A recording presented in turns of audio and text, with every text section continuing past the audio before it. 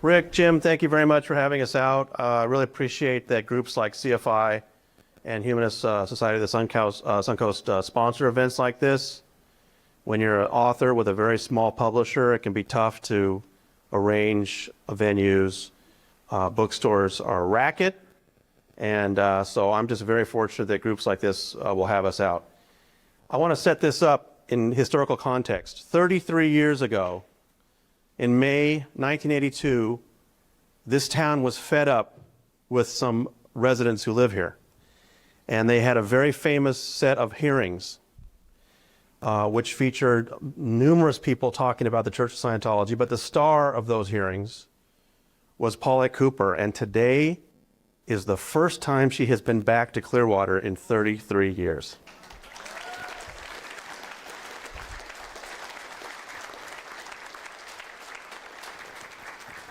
And we thought it was important to have an event here in Clearwater, so close to Scientology's Mecca, because Scientology put her through a lot, and we wanted to tell you about that today.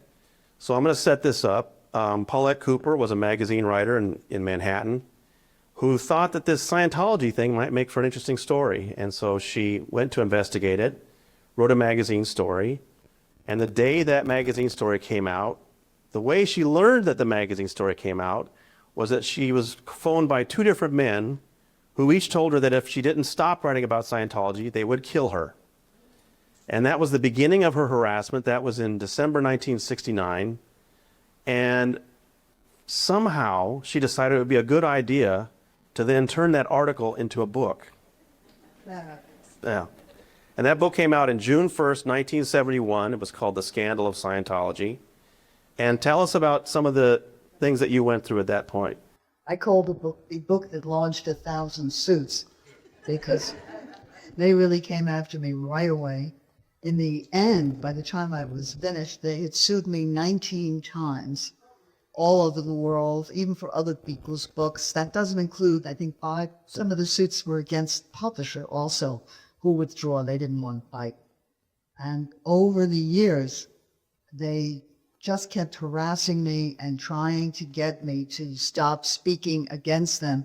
I did speak in Clearwater at the Clearwater. There was a rally in Clearwater. There were 3,000 people. And I spoke there, and then there were Clearwater hearings. And anytime anybody had any problems with Scientology, and a lot of people did, just as this people in this town have had troubles, they would contact me. And I know many people don't believe this, but there was a time that there was no internet. And really, somebody had to know what was going on so that other people who were having problems would, said, I'd get a call from a lawyer here.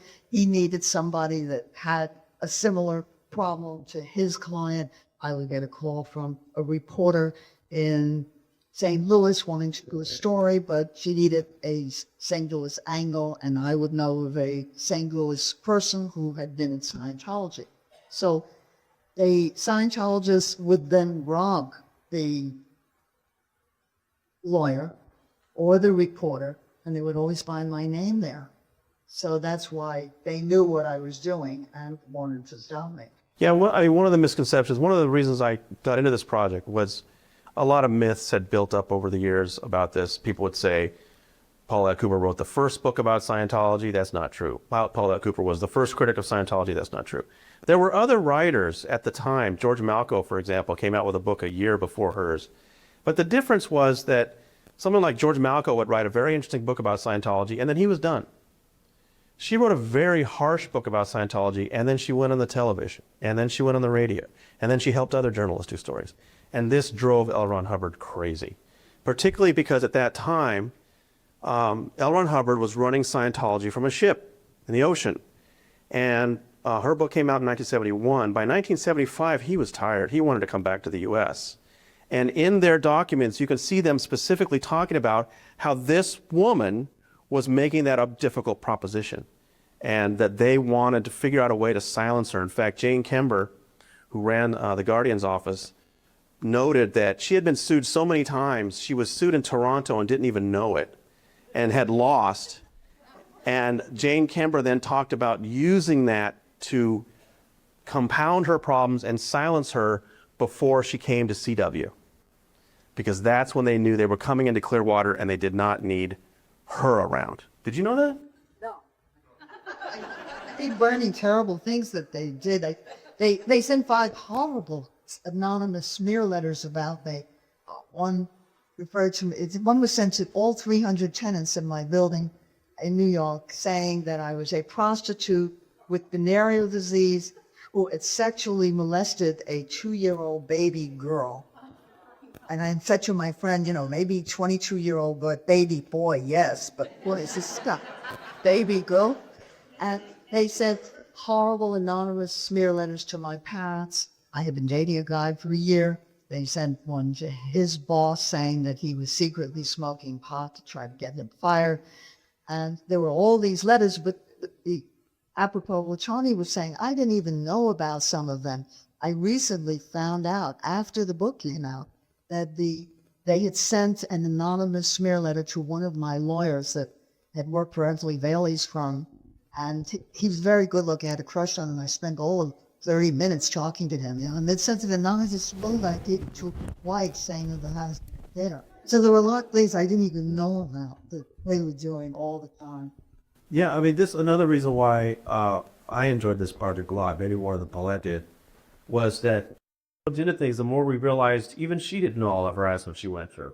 Some of the things we only found out about later, or she didn't understand the extent of it. In 1966, Hubbard really cracked down because there were people leaving Scientology and then doing their own version of it. And that drove him crazy because then the money wasn't flowing through him, see.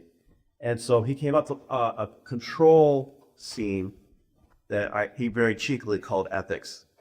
And that was in 65. Then in 66, he actually created Scientology's own spy wing. Now, I don't know how many churches you know have a spy wing, but Scientology has since 1966, and they called it the Guardian's Office. Today it's called the Office of Special Affairs. And after her book came out in 71, that Guardian's Office was just totally trained on her. They tried to smear you about your sex life. They tried to ruin your father. They tried to make it making the living difficult. And none of that worked. She kept going on TV. She kept going on the radio. And so then there's a Guardian's Office document where one of the operatives said, it's time to get her committed. So what they did was they managed to get your fingerprint on a piece of paper, typed up a bomb threat to themselves, mailed it to themselves, and they called the FBI.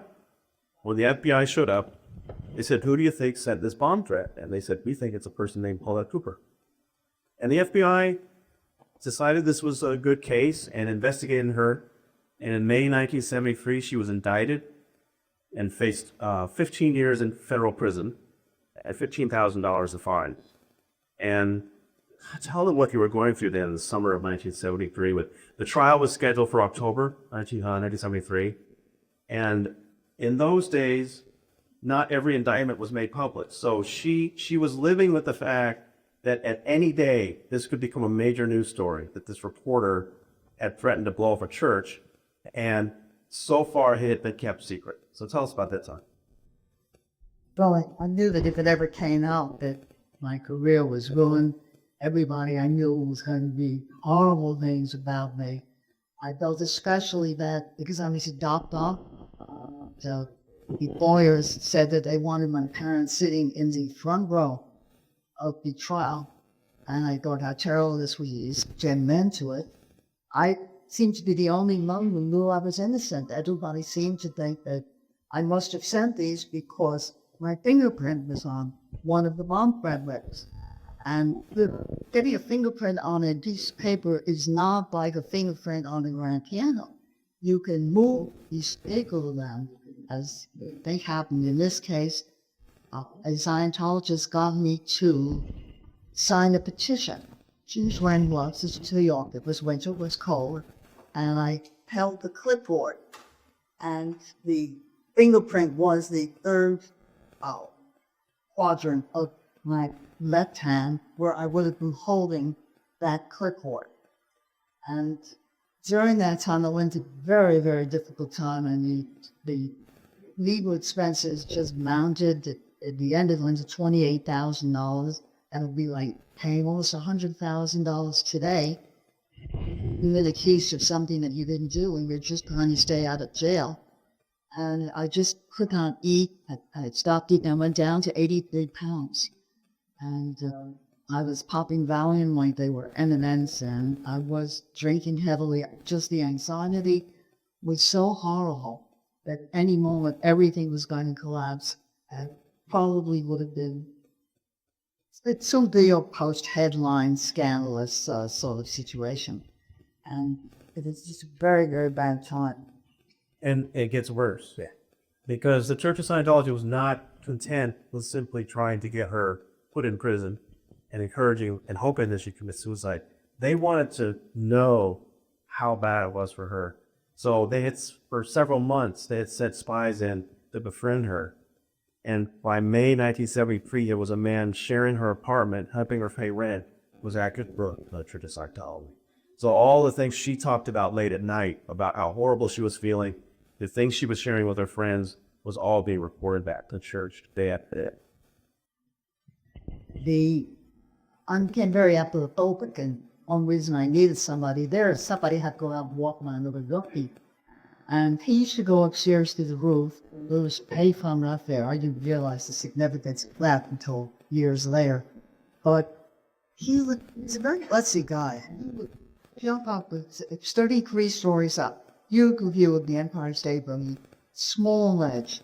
And he would jump up on there and say, come on up, come join me. You know, where's the guts? You're shelling yourself. You can do it. You can trust me, but that's fun. And thank God I was in such a terrible state, I couldn't do it. Because later, years later, when I found out that he was a Scientologist and I read his diary, which said today she's talking suicide, wouldn't that be wonderful for Scientology? I realized that he wanted me up there with him, because all he would have had to do is that at that point, and I would have gone over. Everyone would have thought that I committed suicide because I was talking suicide and was so depressed. So I think he was there for a reason other than just to spy on me. And that was when things looked their worst. I mean, she was considering suicide on her birthday, July 26th. But then things started to get a little bit better. It was fascinating for me to talk to you about how you tried to fill the case with your attorneys. Some new information turned up. And ultimately, in September, with a month to go, she took a food serum test. And the doctor said there's just no way this woman knows anything about those letters and how they were done. Meanwhile, her attorneys had some connections in the prosecutor's office, and they went to them and said, look, this is going to be such a terrible trial for you guys. All this harassment's going to come out. The fact that she was offered a deal at one point, she turned it down because she is adamant that she didn't do this, all convinced the prosecutor that this was not a good case, and he postponed it. But she still spent years with this hanging over her head, as she'd not been exonerated at that time. But then on July 8, 1977, largest FBI raid in history occurred at Big Blue in Los Angeles, Fifield Manor, which we now call the Hollywood Celebrity Center, in Washington, D.C. And the reason why the FBI was raiding was Scientology had committed the largest infiltration of the U.S. federal government in our history. They had had hundreds of agents breaking into the IRS, Treasury, all kinds of offices in D.C. and other places around the world. And that's what they were looking for evidence of. They got tipped off. They were looking for evidence of that burglarizing, and they kept running into documents about Hall and Cooper. And that's when they found all of these planning documents, many of which you can read today. Not only had they tried to put her in prison in 1972-73, but then in 1976, they had started their entire, I believe the 76 operation was about trying to keep her away from Clearwater. And it was called Operation Freakout. And in Operation Freakout, they in a very detailed way, explained how to get that fingerprint using a clipboard. So we know that's how they did it both times. And they talked about, gosh, what they had done. Well, all this came out, but even then, it took quite a while. I guess it was another year, 78, when the first press came out explaining that she had been target of all this. But they continued to run operations against you for years. Right. I came out on the Swiss trial writing, and I was coming back from Africa, And I had this terrible secret that I in any moment could disclose in papers that I was up the supposed sending these pamphlets. And I read that those were the days they used to do pre-hill tribunes of the airplanes, international. And I opened up the paper, and there was the headline that said something like seized Scientology papers in a rival was brain. And there was a whole there were 2 times of it. At that time, you just found out they were raided. Okay. It was another year before they started talking about you. Okay, both times I did, I was unbelievable. I read about myself.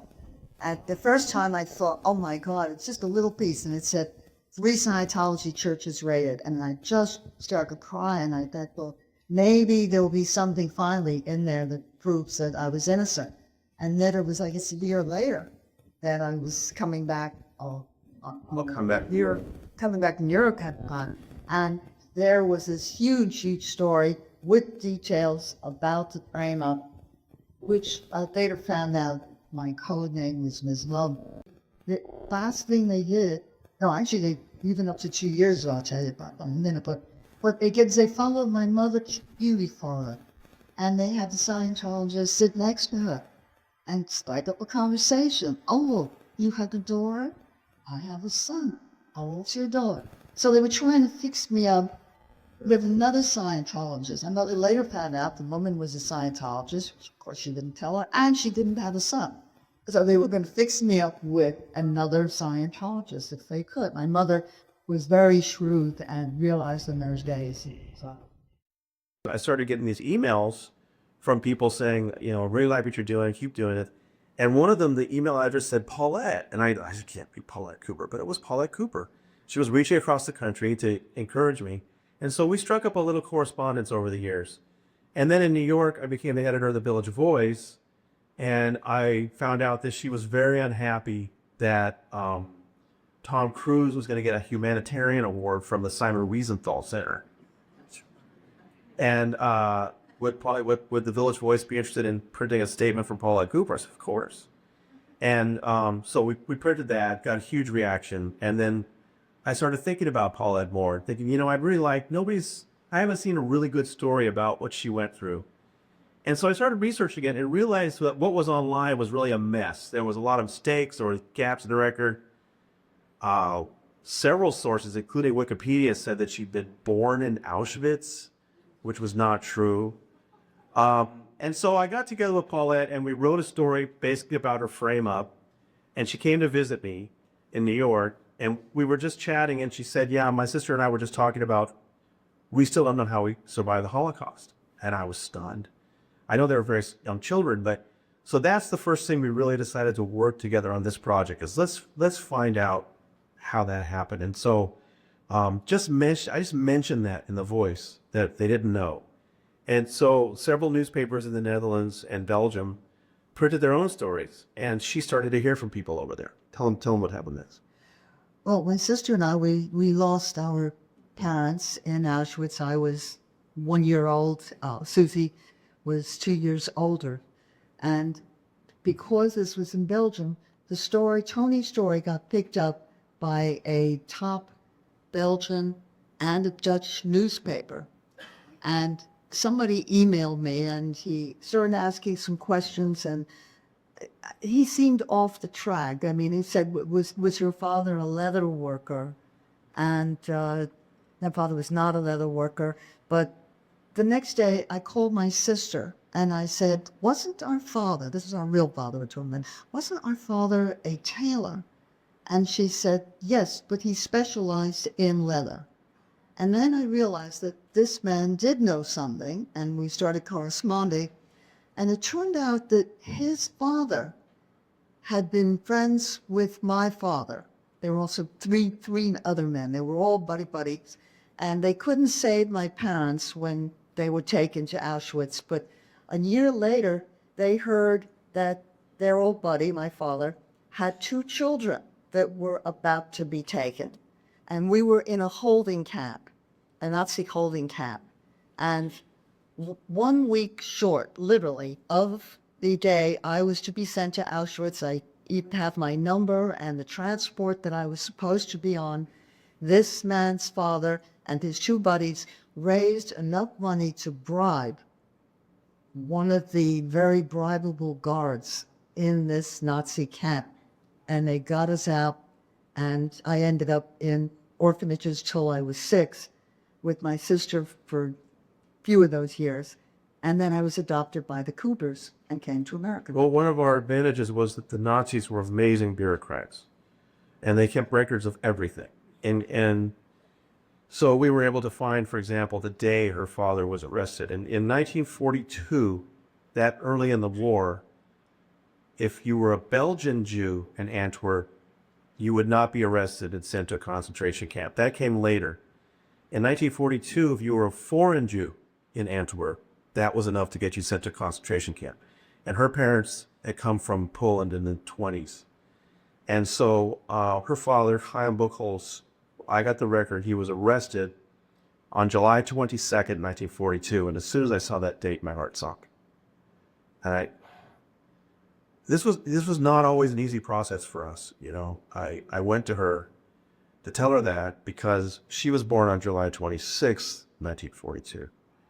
And we realized for the very first time that her father had never actually laid eyes on her. Wow. He was sent to a concentration camp, and then a holding camp, and then to Auschwitz. And her mother was arrested 3 months later. But yeah, we found this. There was this notoriously corrupt commandant of the concentration camp there named Philip Schmidt. He was so corrupt, even the Nazis wanted him out of there. And he was removed a couple of months after the girls were saved.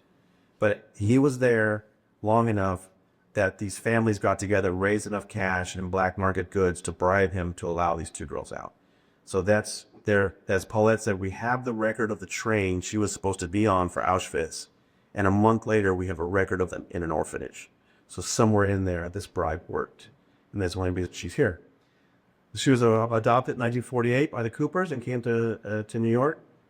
And I often get asked this, why, Scientology started out as just a magazine story, but it became something that you were passionate about for many years and remained passionate about despite all that they were throwing at you. And you have said it has something to do with your childhood. Why don't you explain that? Well, those of you who have seen them walking around downtown Clearwater will probably agree with me that this is a very Nazi-looking bird. Okay, and so the behavior and everything is very fascistic, and I just felt that, given my background, that I could not back away from a situation like this. And so we started working. We decided that at that point that there's clearly enough material for a book, and we started working very closely together. But I got a lot of help from Professor Steve Kent at the University of Alberta, has the largest collection of Scientology materials in the world. And he found some amazing documents for me. And we kept running into things operations against her that she didn't even know had happened. But the most surprising was probably one day we were talking, and we were talking about New York, and she mentioned that she still comes to New York, and there's one particular person that she always has lunch with every time she's there. This guy that's been a friend of hers for years, and they talk about various things, but they always talk about Scientology. And she's telling me the story, and she looks to see how my jaw has dropped open. And she says, "What?" And I said, "You didn't hear that he's been outed as a Scientology spy?" And this was a journalist who's worked for Vanity Fair magazine for many years. And Mr. Rinder over here and Mr. Rathbun revealed that he was on the church payroll for many years. And so this was proof to me that the Church of Scientology was keeping tabs on her just up to a couple of years ago. Wow.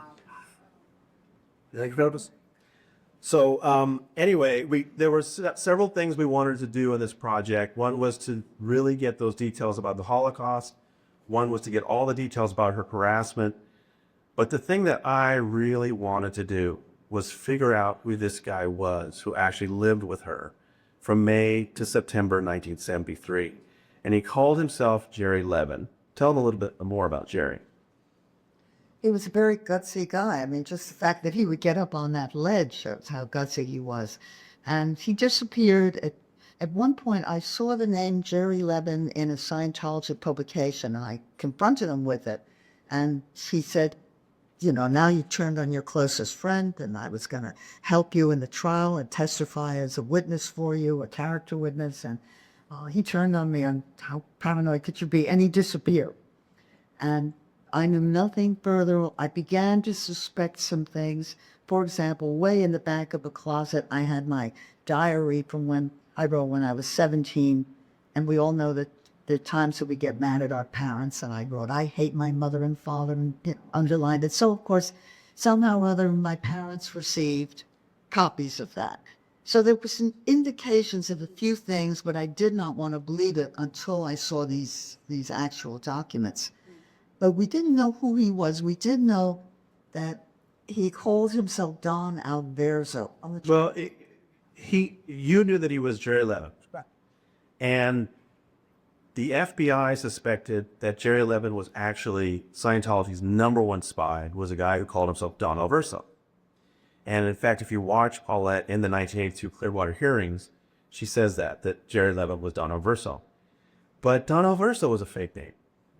And apparently the FBI did not know Don Alverso's real name. The Church of Scientology did not know Don Alverso's real name. One of the things I did in this project was I actually approached old Guardian's office operatives, some of whom would talk to me, some of whom told me to go, myself. But the ones who would talk to me all agreed that Jerry Levin had to be Don Alverso, because only Don Alverso was unflappable enough to pull off that kind of an operation. And one person, for example, actually broke into offices of some attorneys with Alverso in 1974, and he was telling me about how he was just petrified as waiting for the police to show up and arrest them. And Alverso just had this big smile on his face. He was just, and he had told them that he had been a combat pilot in Vietnam. So I think that's where just nothing fazed this guy. So who was Don Alverso? Well, here's how we got a break. It was actually pretty late in the game. Karen De La Carriere, former Scientologist, reminded me that when she was married in 1978, Molly Alverso had been one of her bridesmaids. And another break, Karen knew Molly's actual maiden name. So Karen knows a private investigator, and we asked him to look into this, and he tracked down everything about Molly Alverso. Where she lived, who she'd been married to, and she had been married to the same person all this time. So that's when we realized this must be Don Alverso. But I need more evidence than that. We then looked around and found a photograph of this guy from 2002. And we showed it to one of the people in the Guardian's office that worked with Don Alverso. And he said, that's him. We have found Don Alverso. But then I showed it to her. And she's like, Tony, this guy's an old fat guy.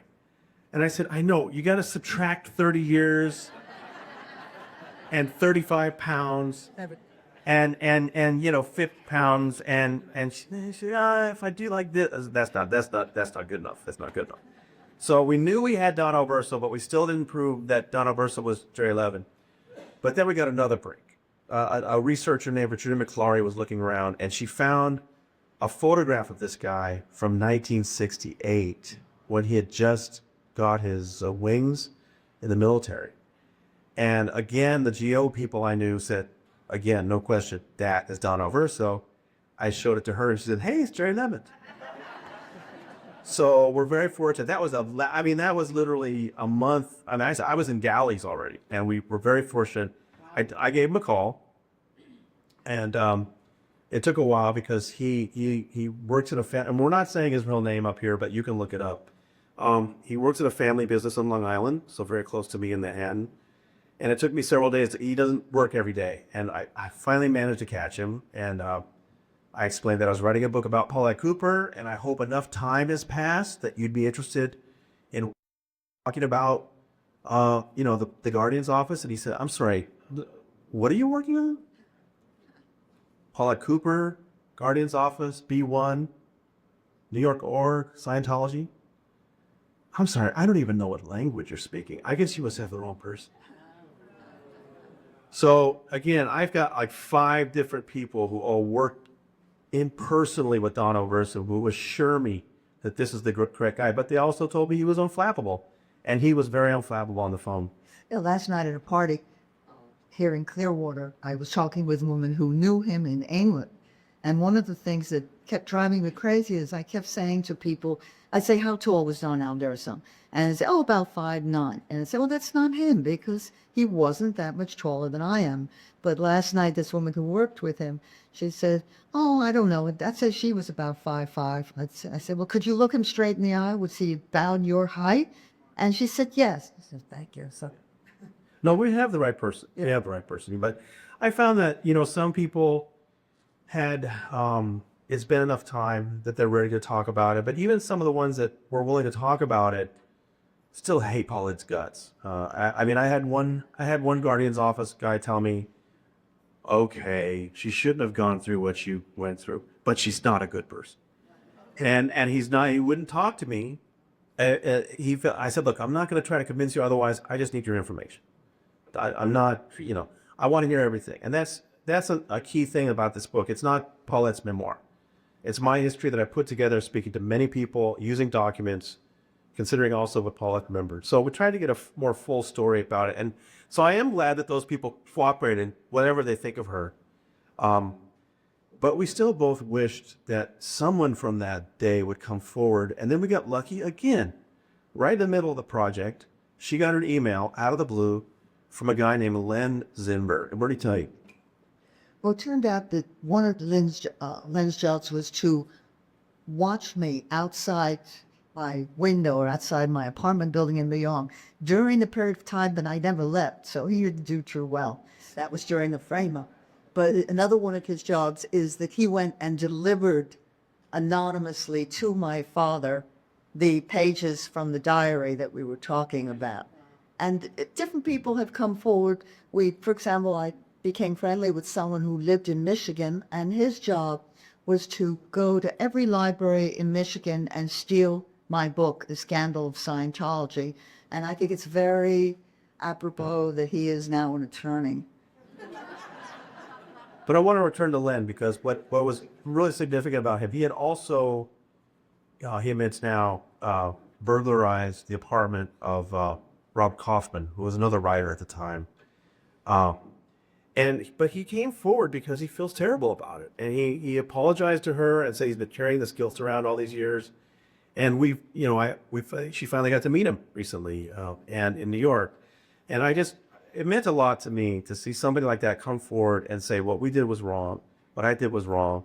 And he describes the fact that it's been difficult for him to deal with because he went into Scientology with such ideals about, civil rights, and he was Jewish. He had been to Yad Vashem in Jerusalem, and later to realize what he was doing. And he told me, he said, Tony, I'm not even sure how far I would have gone if the Guardian's office had asked me to do bodily harm. He says, today, I'm still not sure if I would have or not. So I'm really grateful to Len Zinberg for coming forward and apologizing to Paulette and becoming part of the book. So that's one of my favorite stories from what we did. Why don't you tell them a little bit about OT3 and OT4? Because some of the people here, I know we have some former Scientologists, but we do have people here who do not really understand what Scientology. Paulette likes to do a little rundown of Scientology beliefs, and I will, in case there are a few people here in Clearwater that don't know what's going on next door to Sandcastle. Well, the thing about OT3 gets way too much attention thanks to South Park. I actually like OT4 a lot better, and I'll tell you why. If you don't know what we're talking about, Scientology involves levels and courses that you take, and they get more and more expensive. And Claire Henley and I have been through all of them, and she helped me understand that the layers of indoctrination that get laid in. Everything good in your life is from Scientology. Everything bad in your life is your own fault. This gets reinforced and as the higher and higher you go. And once you go clear, which was originally the ultimate aim, but now it's just an intermediate goal, then things get really weird. And you're paying hundreds of dollars an hour for this counseling.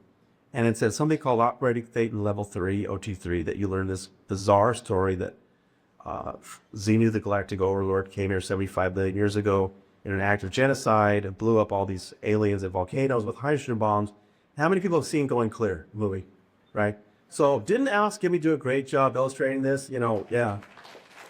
So you know what I'm talking about. And that today, the result of all that, what you learn on OT3, is that you are actually composed not only of a Thetan, which is yourself, is this immortal being that's lived countless lives, but there are hundreds of thousands of other unseen Thetans called body Thetans that are clinging to you.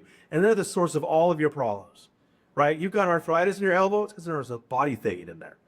And you need to drive them away. So you spend all this money on OT3 driving them away. But then you come back for OT4 and find out there's a whole nother set of body Thetans there, and they're junkies, right? And it's your job now to drive them all out. I love OT4, right? So not only, and Hubbard anticipates, if you read the materials, Hubbard anticipates that you're going to say, but I'm not a drug abuser. I've never used drugs. It doesn't matter. Your body Thetans were totally strung out in other solar systems millions of years ago. And not only were they total junkies, but they were using drugs that we haven't even invented yet. Hubbard says it in the records. So you're spending thousands of dollars to drive these drunk, coke-addled body Thetans away from you. That's OT4.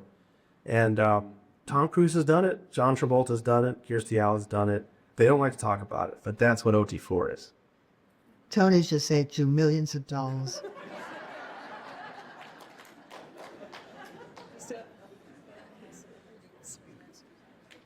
Yeah, well, we'd love to hear some questions for you to answer any questions you might have. We'll do our best to, I'll repeat the questions if I hear any. Yes, back in the back. Chinese now were eggplants and eggplant back then in 1950, 1950. Well, it turns out that the first clear actual suicide, I would say, staged and Asians as Richard Paulette. She jumped off girl thinking it was destiny because she couldn't recall the color of the time supposed to get a perfect recall. You know, the Nobel oil sensors also. So questions about the first data clear. L. Ron Hubbard published Dianetics on May 9th, 1950, and everything changed for it. It became a huge bestseller. People across the country were trying out Dianetics. Now, Dianetics is not talking about past lives and billions of years ago. In Dianetics, you're supposed to go back into the womb and remember what happened to you when mom and dad were having rough sex. It's a really strange book. You know, when Scientologists come to me and say, oh, I read Dianetics and then I was so great, I'm like, I bet you didn't. This book is really strange and hard to get through. But the idea is you're supposed to go back to the womb and remember what some terrible thing dad did to mom and it ruined your whole life. And then he said up as few as 20 hours of counseling would drive away this negative part of your mind called the reactive mind, and you would become clear. And he made clear sound like kind of a superhuman state. Your IQ would go up, you'd be impervious to disease. And so, wow, that sounds great, I'll do that. And so by August 1950, he had to kind of put up or shut up. And so he had us gathering, was it, help me out, was it the Shrine? Or was it the Shrine? Shrine Auditorium. And he produced a young woman, and she used a pseudonym at that time. Her name was Sonia Bianca, right? But that's not her real name. And she was a total failure. I mean, one of the things you're supposed to have is total recall. And so some smartass in the audience said, "What'd you have for breakfast last Wednesday?" I don't know. Don't look. What's Hubbard's tie? What's the color of it? Utter disaster. Hubbard did not claim to have a clear again until 1966 with a man named John McMaster. Now, I have never heard a story about what ultimately happened to Sonia. This is the first I've ever heard that she committed suicide. I don't know if that's true or not. I know that McMaster had a very difficult time. He was gay, and he was Scientology's ambassador for many years. All accounts was a absolutely terrific, charismatic, caring man. And he ended up dying penniless in a residence hotel in London, I think. And he had a very, very difficult time. But this is something that I think a lot of reporters ask Scientologists, show us a clear. Show us an operating Thetan. Where is this person who's impervious to disease with perfect recall, whose IQ? And of course, the answer we always get, it would be vulgar to use my skills in Dublin. We have a friend who She was a Scientologist, and she was having grand mal seizures, and they would not let her use her medication. And every time she'd have a seizure, they would blame her. And they would say that she was invalidating Scientology by having these seizures. Another question? Yeah. Well, I am totally confused. I aim to buy, could believe any of this. Can you help me understand? Help me understand how somebody can buy into this. Yeah, I think that's what Alex Gibney was trying to do with the film Going Clear.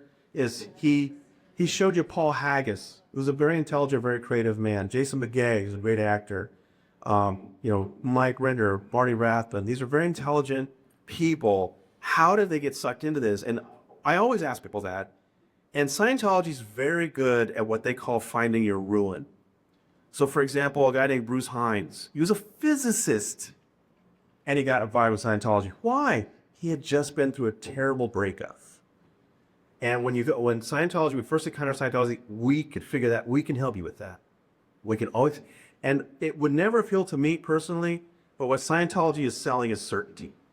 Our lives are confusing. Our lives don't make sense. We think if we work hard this way, it'll pay off, and then it doesn't. We have difficult personal relationships, our jobs, we get fired. Life is difficult. Scientology says, follow this check sheet, read this book, and your life will become amazing. That wouldn't work with me. But a certain small section of the population finds that comforting. And remember, they're not told up front what they're really getting into. And this was my main beef with Scientology. If Scientology said to you, we can help your life, you're actually infested with unseen aliens, and for $700 or $800 an hour, we'll help you get rid of them, and then recruited people, I would have more respect for them. But instead, up front, they say, we're going to help you with your communication skills, we're going to help you with your confidence, and it just costs a little bit amount of money, come on in. And it's a seductive pitch to certain people. But I hear you. It is difficult for those of us that don't get sucked into it to understand why some other people do. But the more I report on this, the more I meet wonderful, intelligent, creative people who went in for the best intentions to improve themselves, to improve society, and really had no idea they were getting into this totalitarian organization of ultimate information control that rips apart families, forces young women to have abortions. They just have no idea going in. Now today, they have no excuse. So today it's a little mystifying when I see young people joining Scientology, but some of them still do. Yeah. I can't help but be struck by the contrast between the FBI's dogged persistence of you, Paulette, and their lack of dogged persistence of people like the Biden hacked you, other people who have recorded crimes, reported issues in family members.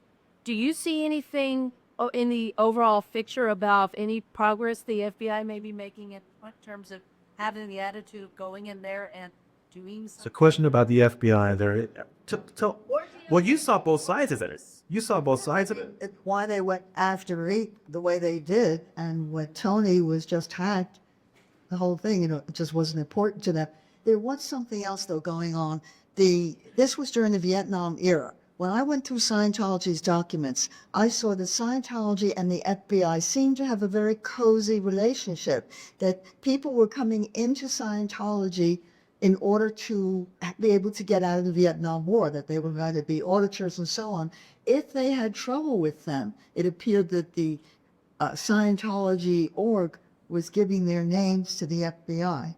So when the FBI came, when they called the FBI and said, we've received bomb threats, and I only found out this week that they actually evacuated the org and made believe even though they sent it to themselves, they made it seem as if, then the FBI took it seriously and probably wanted to help them. Now, having dealt with Scientology, the government, and that includes the IRS, nobody wants to go through this. They know that it's going to be constant harassment, constant litigation.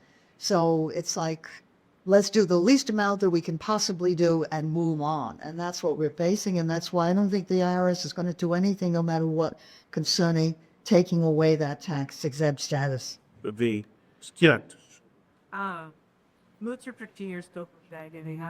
Scientology and Sin Canadian must like others. Re-increase and re-investigated. And I live at Palm Harbor, and just as someone in community, I don't understand or maybe conflate other can fear, inspiration, all these things that we hear and see and read about. Why as a community would people, just here alone, let alone around the world, stand up and see that, and speak up, or more people, I should say, as to what's going on. These aren't bad people. These are good people, decent people with what's going on. Why do you think that? Well, it always drives me a little crazy when I see the latest magazine story. It always has the word inside Scientology, secrets of Scientology. I'm in the business of trying to find more secrets to reveal to folks, but most of this has been known since about 1968 or something. The basic structure of Scientology, what it does, what its controversies are, was thoroughly investigated by the state of Victoria in Australia in the mid-60s, by the United Kingdom in 1969. I don't know many organizations that would have survived what the U.S. government put Scientology through in 1977 to 1980, with that major raid, sending 11 top officials to prison.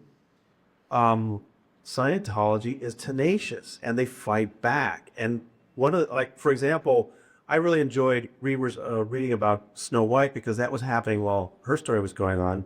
And what I didn't realize until I started digging into it was the raid happened in July 77, and immediately Scientology was suing over it and saying, your affidavit was faulty, your search warrant was faulty, we want our records back. And the FBI and the Justice Department were told, you can't do anything publicly with this information as long as it's being litigated. And so Scientology got a head start. They put together these binders with 50 years worth of, 25 years worth of clippings that were all sympathetic to them and sent it out to every columnist in America. And several columnists used it. I found a conservative columnist that wrote a column saying, why is the government picking on Scientology? I found a liberal columnist that said the same thing. Scientology won the PR war because the government had its hand tied behind its back for quite a while. By the time they finally prosecuted Mary Sue Hubbard and the others in 1979, and then she went to prison in 1983, that's way back in the back of the newspaper. It just wasn't an issue anymore. So Scientology has managed to weather these things because they have a lot of money, and they don't spend it on their own people. They spend it on attorneys, private investigators, Buildings. and these days on buildings. And so they weathered that. You have to give them credit. Most organizations like this would not survive the death of the founder. And yet now we're 29 years since L. Ron Hubbard died, and David Miscavige is still running this thing. I think they're in trouble. I think they're dwindling. But yeah, I think Paulette's right. I think the IRS and FBI know. In fact, I think it was Mike Rinder that told me, think about this. If you're a government official and you're thinking about, I'm going to go do something about that Scientology organization. We're going to prosecute them, investigate them. He said, you have to make a calculation in your mind. You have to decide that this is going to be the rest of your career, because that's all you're going to be doing. And so, I don't know many government officials that want to do that. So I understand what you're saying. It's well known what they do. It's well documented. It doesn't change. They were wiretapping her in the 70s. They hacked me 2 years ago. This is how they operate. And Dollar Hubbard died. You can't come back and rewrite the rules. Yeah. Hi, first of all, it's a question for Paulette. I want to say that I appreciate your tenacity at all this throughout the years. It's amazing. And my question is, what was the very first contact, the very first information, or maybe somebody that you knew or met? What was the first information you ever got about Scientology before you met them? When I was 15, I read a book by Martin Gardner. Some of you know who he is, right? Called Fads and Fallacies in the Name of Science. And it was about Dianetics. And I laughed my head off, didn't think anything further. And then I became a copywriter of BBDO, and I met somebody who had joined Scientology. In fact, he's my boyfriend. And then he told me that he thought he was Jesus Christ. And I mentioned his boss, who was also my boss, a higher up, who conned them in. And I said, he thinks he's Christ since you got him to join Scientology. And he said, well, maybe he really is. So at that point, I thought I'd like to look further into it. And that was what she left advertising and started writing a magazine. So that's what. And so she signed up for the communication course at the New York Org, which at that time was in the Hotel Martindale. She took that course over the weekend. I've heard that they use intimidation and lawsuits against IRS officials to actually get their tax-exempt status. Oh, yeah. And that's one thing that Alex left out. I don't know if I forgot to say it or if it got edited out, but in the movie Going Clear, I'm one of the people that talks about the way they got their tax-exempt status. I had actually interviewed the previous IRS commissioner, who was IRS commissioner under Reagan, I think. And the IRS was, I'm quoted in the movie saying there were all these lawsuits. It wasn't just the lawsuits. These individual IRS officials were followed, bugged, harassed. Scientology would find, some IRS official has a couple of rental properties. They would go to the renters and encourage them to file code violations just to make the guy's life miserable. And they knew where it was coming from. This IRS commissioner told me, he said, Tony, 2 calls at 2 o'clock in the morning. My office was bugged, lawsuits. You knew this was never going to stop. And he said, but you know what? I wasn't going to back down. But the next guy didn't feel that way. In October 1991, Marty Rathman and David Miscavige showed up unannounced at the office of the IRS commissioner. And I want to carefully note, it was Fred Goldberg, who was IRS commissioner for George Herbert Walker Bush, okay, 1991. And they had a meeting, and the way Marty describes it is they were talking about, isn't it time we just got through all this and have a settlement, figure things out? And Goldberg at some point said, so all these lawsuits and all this, it would end? And Marty said, overnight. And he said the guy's shoulders just sort of slumped. And right after that meeting, Fred Goldberg ordered a commission that would study the tax-exempt status of Church Scientology. I have been told by tax experts that once he did that, done deal. Now, it took 2 more years for this process to go through all the hoops and stuff. And so it was actually in 1993 under President Clinton that it was signed. But I think there's equal blame between both Bush and Clinton. Some people want to blame Clinton, but no, it really started. And they got everything. They got everything. And the previous IRS commissioner made it very clear. The courts had always been on the IRS's side. Repeatedly, the church had sued the IRS, gone into court, and the court had said, it's obviously a business that benefits the top people. It's not a church. And so the IRS always had the courts on their side. They just simply caved. They couldn't handle the pressure anymore. So they've had tax-exempt status since 1993. Instead of $1 billion tax bill, they paid $12 million. And they've had to pay no taxes since then. They pay their workers 20, 30 cents an hour. And they have, very wealthy people giving them tens of millions of dollars. You add all that up, and today they've just got mountains of cash. Estimates something like $3 billion in assets at liquid cash. Yeah. In 1960s, the bill on every Texas church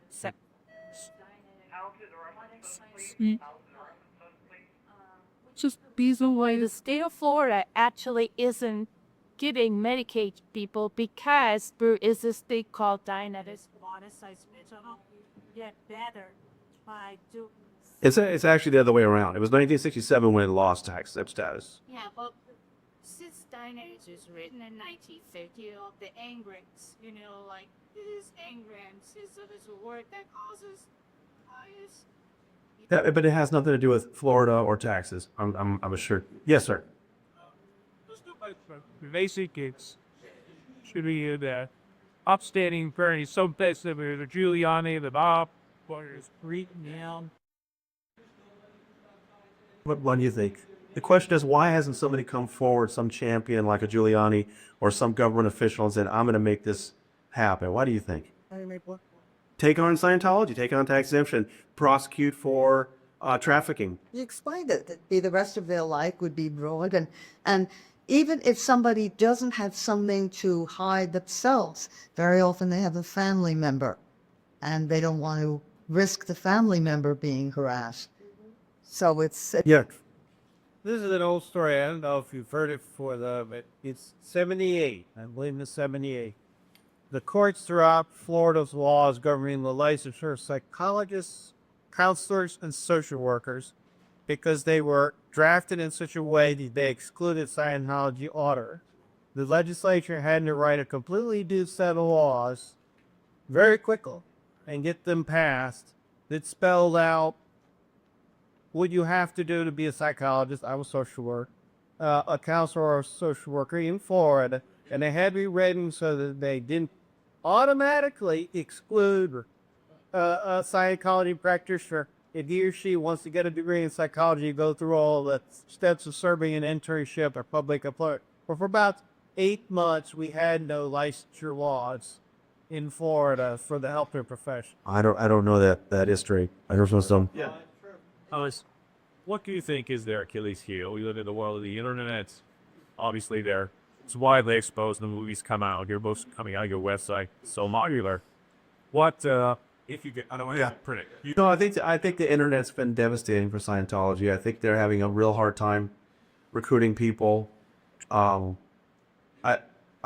personally, I think the internet's been difficult on religion in general, but particularly on Scientology. Scientology is now dwindling, and as far as its Achilles heel, I think the fact that it's become the butt of so many jokes makes it very difficult for them, and they don't handle it very well. And I mean, you can see the way they do. You know, their answer to all this is just to put out more advertising on television. It just doesn't work. So I guess their Achilles heel is L. Ron Hubbard, and his words cannot be changed, and they have to keep following it, and they will follow it right to the ground. Yeah. You said the magic word for me. Church. The Church of Scientology is so much fun. It defies every historical definition of what a church is. And that gives the whole church a bad name. Is this the way those two words could be the who? You know, it's interesting to look at the history of it. Keep in mind that in 1950, Hubbard published a book called Dianetics, The Modern Science of Mental Health. And he claimed it to be a science. And if you talk to longtime Scientologists, they will tell you that one of the things that appealed to them was it was an exact science that helped them understand their past and things like that. In 1953, after a fantastic first year, things went in the toilet for Hubbard. He was bankrupt, went through a difficult divorce, starting to build things back up. He even lost the use of the word Dianetics, which is why he came up with this new thing called Scientology. And the main difference in the two was that Dianetics, you have to go back to the womb to remember what traumatic memories you had. Scientology, you go way back. Previous lives, millions and billions of years. But even then, he was having a hard time. There were only a few people, and he actually says in a letter to one of his followers, we couldn't really get any worse right now. Let's try the religion angle. He literally uses those words. And so in December 1953, he and his son and their wives in Camden, New Jersey, filed paperwork to create the Church of Scientology, the Church of, no, this is before CST. It was Church of Religious Engineering, I think it was, and one other one, some bizarre names. And that's the first Church of Scientology. Now, a few months later, in February 1954, one of his followers started the Church of Scientology of California, and most press will say Church of Scientology started in 1954. No, it started in December 1953. And he used that word church because it had a Christian connotation, right? But it wasn't until the 60s that he really asked people to start wearing priest collars and wearing crosses. So I think most longtime Scientologists will agree with you that it's pretty cynical. It's a show for tax reasons. But then I've met Scientologists that will very angrily say to me, you're picking on my religion. Leave my church alone. They use those words. And then you get into the argument, okay, so what is a church? What is a religion? And I hate that whole discussion.